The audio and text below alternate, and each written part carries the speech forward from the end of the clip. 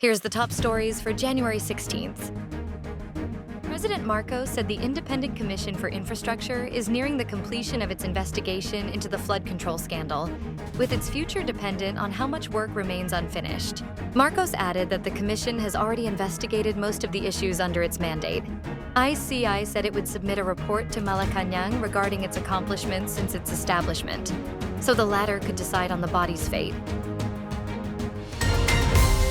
The legal team of businessman Charlie Atong Ang will file an omnibus motion to quash the warrant of arrest issued by a Laguna trial court in relation to the missing Sabangueros case.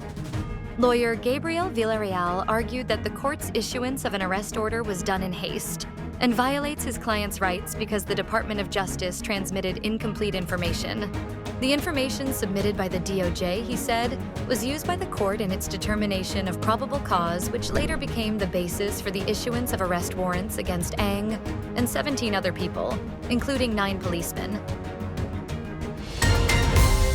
The Chinese embassy in Manila has filed a diplomatic protest against Philippine Coast Guard spokesman Tarriela, known for exposing China's supposed illegal activities in the West Philippine Sea, before Malacanang and the Department of Foreign Affairs for supposedly smearing and attacking Chinese leaders in his social media posts.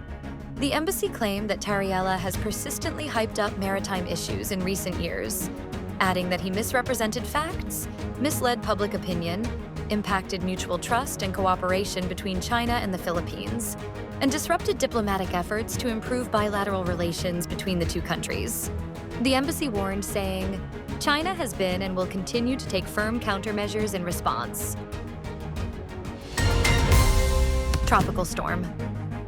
Ada, with international name Nokayan, is expected to bring several days of rains and gusty winds over eastern Philippines, particularly eastern Visayas, Bicol region, and Caraga, the Pagasa said earlier today.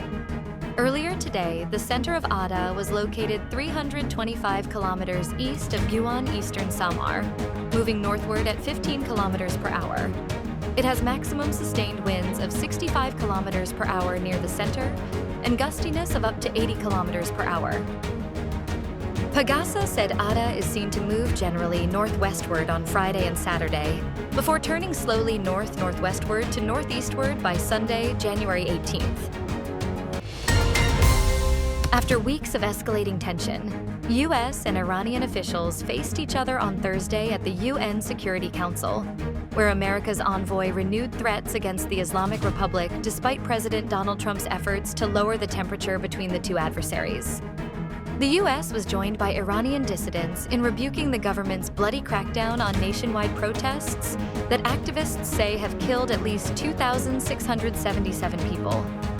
Mike Waltz, U.S. ambassador to the UN, said President Trump is prepared to use all options against Iran as U.S. retaliation loomed, though Trump later signaled possible de-escalation as protests were suppressed and an internet blackout persisted. Stay updated with the latest news. Visit our website at www.mb.com.ph or follow us on social media. Thanks for tuning in to the Manila Bulletin Daily Rundown.